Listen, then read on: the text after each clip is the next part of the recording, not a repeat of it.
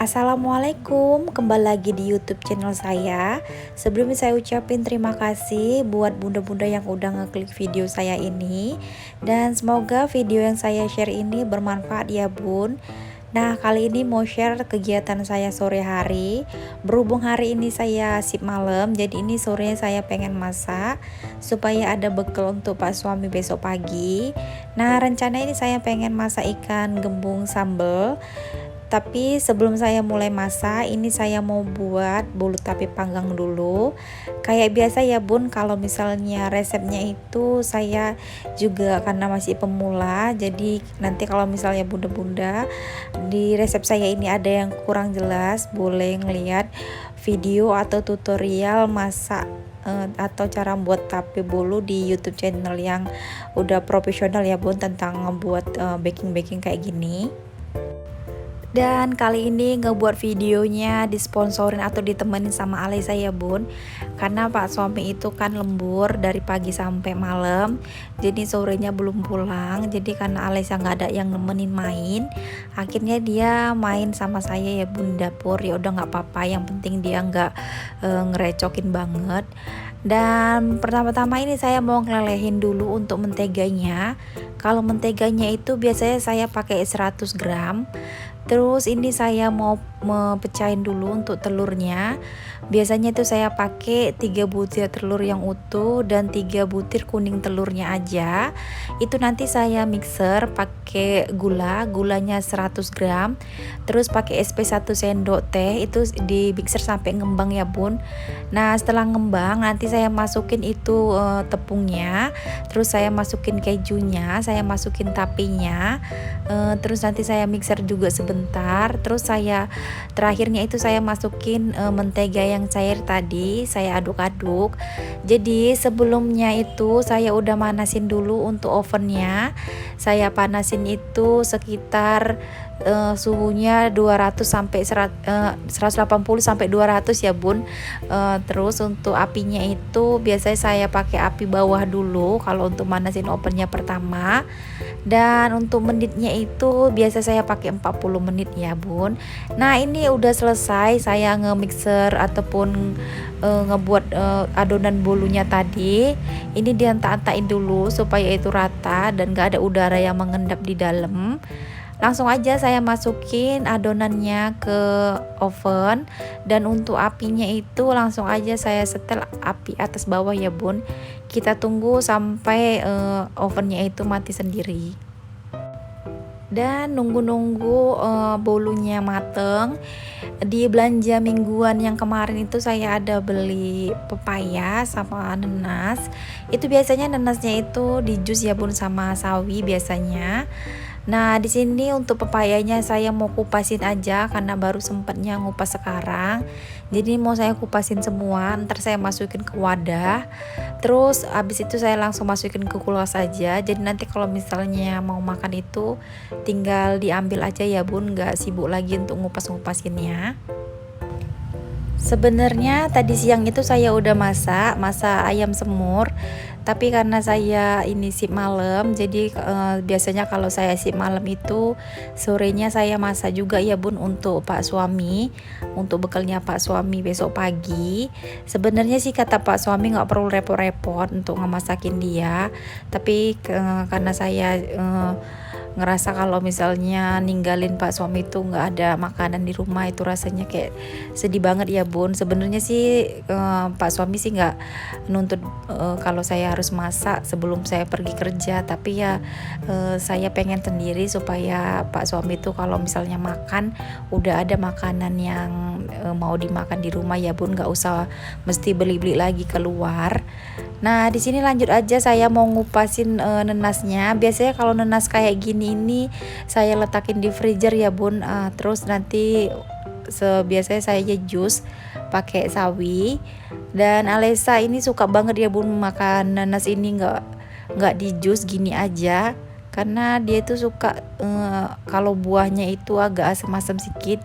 Saya perhatiin kalau misalnya dia makan nanas ataupun belimbing itu dia suka banget ya bun.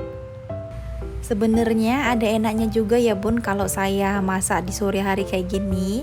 Selain paginya Pak suami bisa ngebekel, terus saya kan pulang dari shift malam itu paginya itu saya nggak perlu repot-repot lagi masak. Jadi saya kalau misalnya udah pulang itu langsung ngebersihin rumah, terus saya juga nyuci pakaian. Jadi nggak perlu repot-repot lagi untuk masak, tinggal habis itu ditinggal istirahat aja. Nah di sini nanasnya udah saya potong-potongin.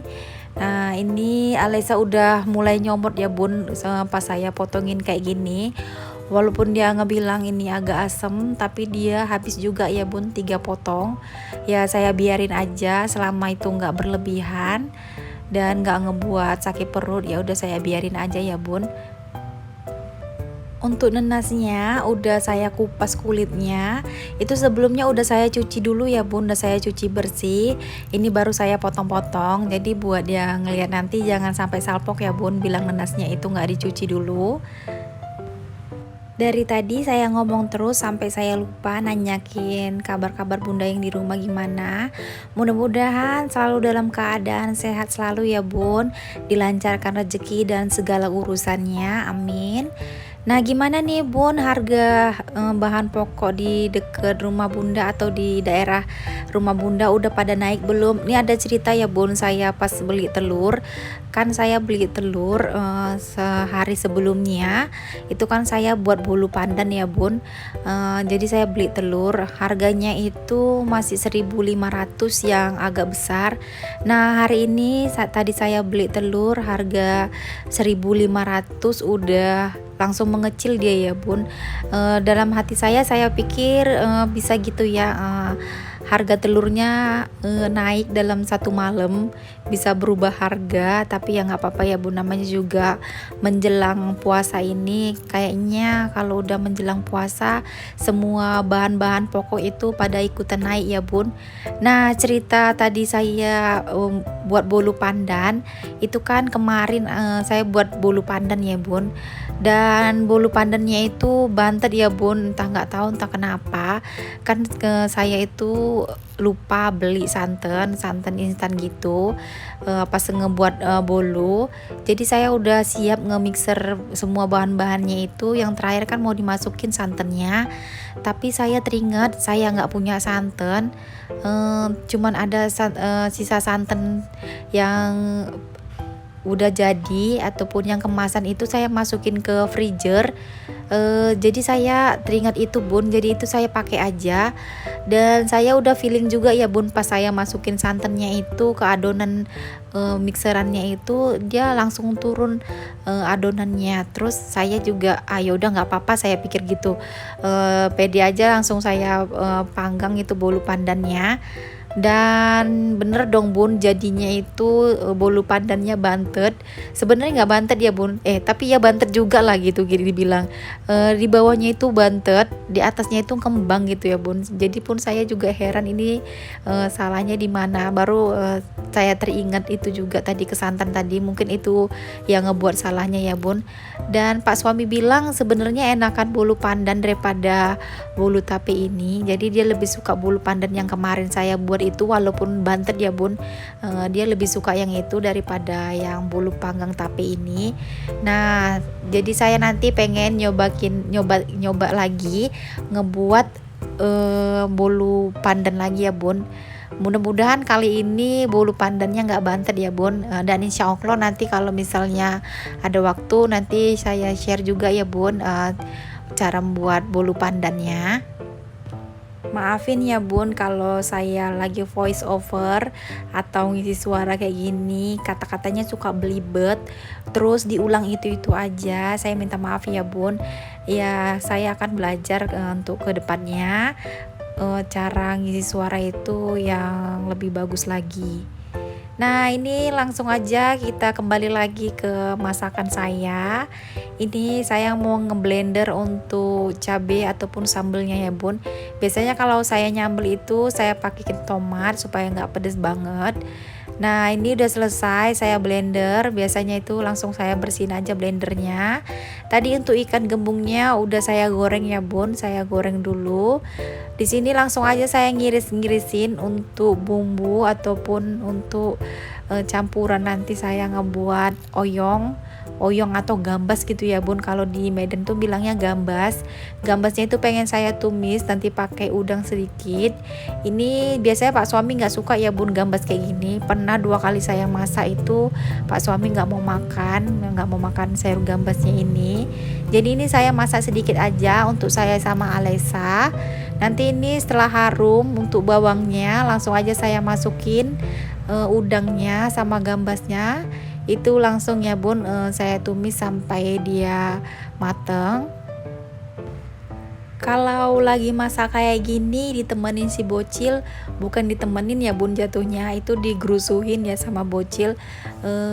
Jadi konsentrasi kita itu kebuyer ya bun, antara mau ngeliatin masakan sama ngejagain si bocil. Takutnya nanti kita lagi konsen masak, konsentrasi kita nggak ke lihat ke si bocil, jadi dia kadang mau ya bun sampai megang pisau kayak gitu. Jadi waktu itu dia pernah megang pisau, karena pisaunya itu nggak saya letakin di tempat yang aman. Itu saya kaget banget ya bun, dia sambil bilang gini manggil saya, Mi tajem katanya. Terus saya ngelirik dia pas megang pisau itu, saya terkejut banget dong bun. Langsung saya ambil pisaunya, dari itu saya langsung kalau misalnya udah motong-motong ataupun pakai benda yang tajam gitu langsung saya singkirin aja, saya jauhin dari dia supaya dia nggak bisa ngejangkaunya. Dan kalau misalnya ada Pak suami itu di rumah, kalau lagi saya masak kayak gini tuh rasanya seneng banget ya bun, ada yang jagain si bocil. Nah bunda-bunda di rumah nih ada nggak kalau misalnya nungguin Pak suaminya kerja? Kalau Pak suami kerja itu pulang dengar motornya aja itu udah seneng banget ya bun.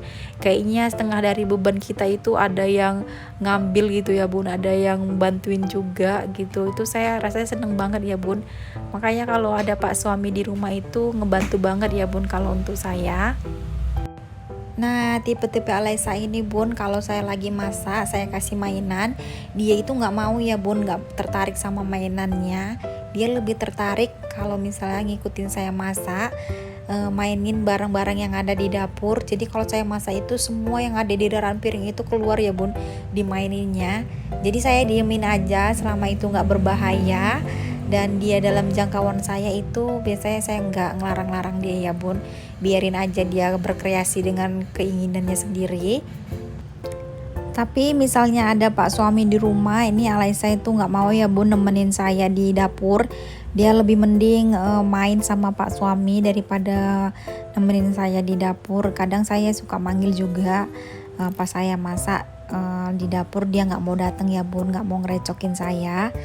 Nah nggak terasa ya bun, sebentar lagi kita memasuki bulan Ramadan, sekitar 10-11 hari lagi. Udah nggak terasa banget ya bun, kayaknya baru tahun kemarin kita ngejalanin ibadah puasa, ini udah ketemu puasa lagi.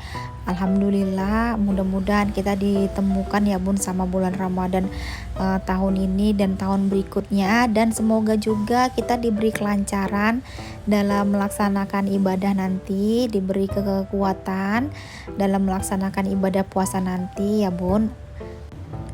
Nah nanti rencana saya waktu selesai sip malam, kan biasanya libur ya bun, itu nanti saya rencana mau masak ataupun ngebuat stokan risol frozen untuk bulan puasa nanti. Dan ini dia masakannya udah pada mateng. Ini tumis oyong pakai udangnya udah mateng. Ini sengaja saya masak cuman sedikit gini ya bun, karena yang makan tadi cuman saya sama Alesa aja. Dan ini dia bulu tapenya tadi udah dingin, ini mau saya letakin dulu di wadahnya biar dipotong-potong. Ini Alesa udah nggak sabar untuk ngecicipinnya, mau saya potong-potong dulu. Dan alhamdulillah kali ini saya ngebuat bolu itu nggak bantet ya bun. Dan untuk yang ketiga nih saya masak ikan gembung sambal. Ini nanti bisa untuk besok ya bun, untuk bekalnya Pak suami. Dan terima kasih sekali lagi saya ucapin buat bunda-bunda yang udah sejauh ini masih setia nonton YouTube channel saya. Saya ucapin terima kasih banyak ya bun. Dan saya akhiri videonya. Maaf jika ada salah kata. Assalamualaikum.